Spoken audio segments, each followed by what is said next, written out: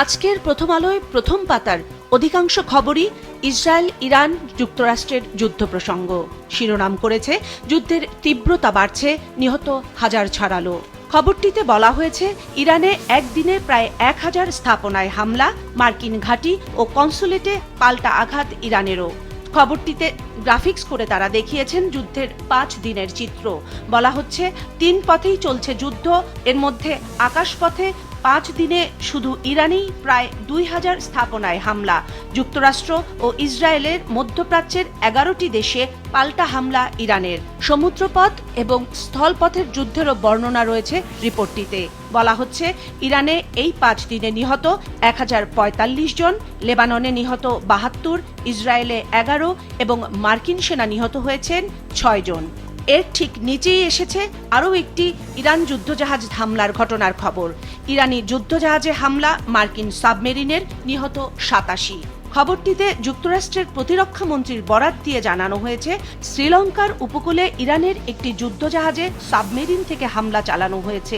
এতে অন্তত 87 জন নিহত হয়েছেন। নিখোঁজ রয়েছেন এখনও অন্তত 101 জন। এ ঘটনার পেছনে যুক্তরাষ্ট্রের হাত রয়েছে বলে জানিয়েছে দেশটির প্রতিরক্ষা মন্ত্রী। প্রথম পাতার আরও একটি আলোচিত খবর, মন্ত্রণালয় কমল 8 প্রতিমন্ত্রীর, দায়িত্ব বাড়ল 2 উপদেষ্টার।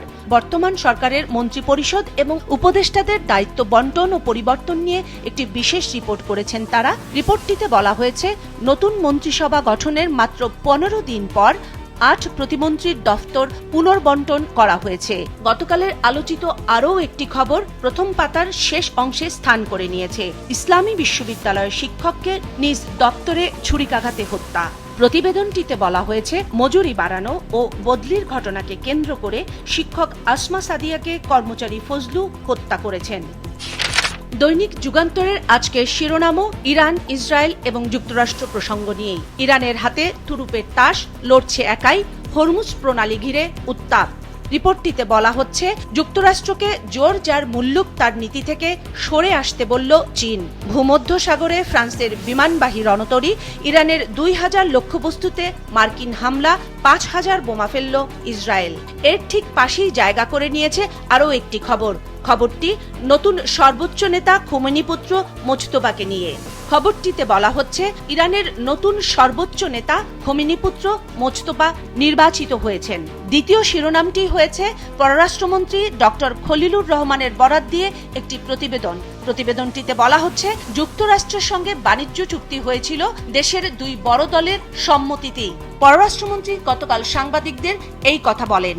তিনি জানান নির্বাচনের আগে দেশের মানুষকে অন্ধকারে রেখে বাণিজ্য চুক্তি করা হয়েছে এমন ধারণা পুরোপুরি ভুল। দেশের 2 বড় রাজনৈতিক দল বিএনপি ও জামায়াতে ইসলামীর থেকে সম্মতি আসার পরই চুক্তি সম্পাদন হয়। বুধবার ঢাকায় মার্কিন সহকারী পররাষ্ট্রমন্ত্রী পল কাপুরের সঙ্গে বৈঠকের পর সাংবাদিকদের এসব কথা বলেন তিনি। এর ঠিক পাশেই জায়গা করে নিয়েছে মধ্যপ্রাচ্যে যুদ্ধের প্রভাব বাংলাদেশে এই খবরটি। সেখানে শিরোনামে বলা হয় দেশে জ্বালানি সংকটের আশঙ্কার খবর, ডিজেল বিক্রিতে রেশনিং। খবরটিতে বলা হচ্ছে ডিজেলের মজুদ আছে দেশে মাত্র 9 দিনের আর পেট্রোলের 8 দিনের। গ্যাসেরও সংকট হতে পারে এ সময়। পেঁচাচ্ছে তেলের জাহাজ, স্পট মার্কেটেও মিলছে না এলএনজি। বিদ্যুৎ ও গ্যাস ব্যবহারে সাশ্রয়ী হওয়ার আহ্বান জ্বালানি মন্ত্রীর। যুগান্তরের শেষ পাতায় বিমানবন্দরে যাত্রীদের দুঃসহ অপেক্ষা নিয়ে একটি বড় প্রতিবেদন প্রকাশ হয়েছে। 5 দিনে বাতিল হয়েছে ঢাকা থেকেই 176টি ফ্লাইট। বলা হয়েছে আটকে পড়ানোদের ফেরাতে ইউএস বাংলার বিশেষ ফ্লাইটের খবর। প্রবাসী কল্যাণমন্ত্রীর বরাত দিয়ে জানানো হয়েছে মেয়াদ শেষ হয়ে যাওয়া ভিসার বিষয়ে সংশ্লিষ্ট দেশগুলোকে অনুরোধ জানানো হয়েছে। বাতিল ফ্লাইটের যাত্রীরা বিনামূল্যে টিকিট ফেরত দিতে পারবেন। এই পাতায় আরেকটি ব্যতিক্রমী খবর নিয়ে বিশেষ প্রতিবেদন করা হয়েছে। প্রতিবেদনটির বিষয় হচ্ছে ঋণের সুদের হার কমানো প্রসঙ্গ। গভর্নরের এই ইতিবাচক উদ্যোগে বাধা মহল বিশেষের। প্রতিবেদনে বলা হয় বাণিজ্যিক ব্যাংকগুলোর ঋণের সুদের হার কমানোর ইতিবাচক পদক্ষেপ নিতে গিয়ে শুরুতেই কিছুটা হোঁচট খেলেন কেন্দ্রীয় ব্যাংকের নতুন গভর্নর মোস্তাকুর রহমান। উদ্যোক্তাদের যৌক্তিক দাবির মুখে ব্যাংক ঋণের সুদের হার কমানোর পদক্ষেপ হিসেবে তিনি কেন্দ্রীয় ব্যাংকের নীতি সুদের হার কমানোর উদ্যোগ নেন। পাশেই এসেছে নির্বাচনী ইশতেহার বাস্তবায়নের আরও একটি খবর। চালু হচ্ছে সুস্বাস্থ্যের বাংলাদেশ কর্মসূচি। রিপোর্টটিতে বলা হয়েছে, মানসম্মত ও সাশ্রয়ী স্বাস্থ্যসেবা নিশ্চিত করতে সবার জন্য আসছে সুস্বাস্থ্যের বাংলাদেশ কর্মসূচি। এর আওতায় দেয়া হবে ই-হেলথ কার্ড, যেখানে মিলবে সরকারি বেসরকারি হাসপাতালের প্রাথমিক স্বাস্থ্যসেবা, চিকিৎসা ব্যয়ে সহায়তা ও প্রতিরোধমূলক কর্মসূচি সহ এক ছাতার নিচে 10 ধরনের সুবিধা। এই কর্মসূচিতে মাঠ পর্যায়ে নিয়োগ দেওয়া হবে 1 লাখ স্বাস্থ্যকর্মী। সমকালের আজকের শিরোনাম, শ্রীলঙ্কার কাছে ইরানি জাহাজে হামলা, এর নিচেই এসেছে জ্বালানি আমদানি বাধাগ্রস্ত, রেকর্ড ছুঁতে পারে ভর্তুকি। বাংলাদেশে এই যুদ্ধ পরিস্থিতির প্রভাব নিয়ে এই প্রতিবেদনটি করা হয়েছে। প্রতিবেদনে বলা হয়, মধ্যপ্রাচ্য সংকটে স্পট মার্কেট থেকে 2 কার্গো এলএনজি আমদানির সিদ্ধান্ত, দরপত্রে সাড়া মিলছে না। এলএনজির দাম হয়েছে এ কয়দিনেই 2.5 গুণ বেশি। দেশে শুরু হয়ে গেছে গ্যাস রেশনিং, কমবে বিদ্যুৎ ও সার উৎপাদন। রিপোর্টে আরও বলা হয়, মধ্যপ্রাচ্যে হামলার কারণে কাতারের বৃহৎ তরলীকৃত প্রাকৃতিক গ্যাস এলএনজির উৎপাদন কারখানায় উৎপাদন বন্ধ ঘোষণা করা হয়েছে।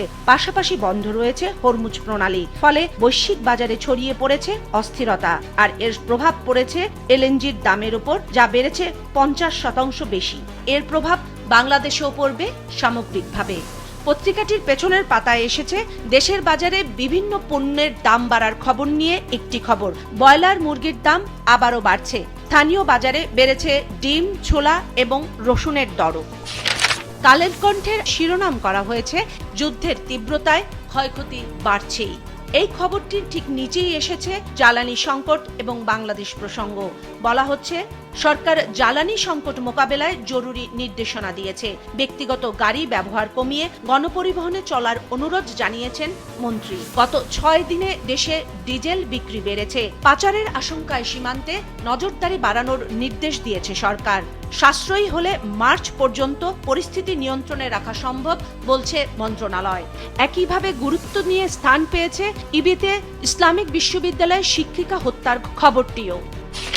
দেশ রূপান্তর পত্রিকারও প্রথম পাতা এবং শিরোনামে জায়গা পেয়েছে মধ্যপ্রাচ্যের যুদ্ধ প্রসঙ্গ এবং মধ্যপ্রাচ্যের বাইরের যুদ্ধ নিয়ে কথা। তবে এই খবরটি ঠিক নিচেই জায়গা করে নিয়েছে গতকাল সারাদিন আলোচনায় থাকা দেশের ভিতরের একটি খবর। বলা হচ্ছে, সরকার প্রজ্ঞাপন দিয়ে সরকারি কর্মকর্তা কর্মচারীদের অফিস সময়ে উপস্থিতি বিষয়ে সুনির্দিষ্ট নির্দেশনা দিয়েছেন।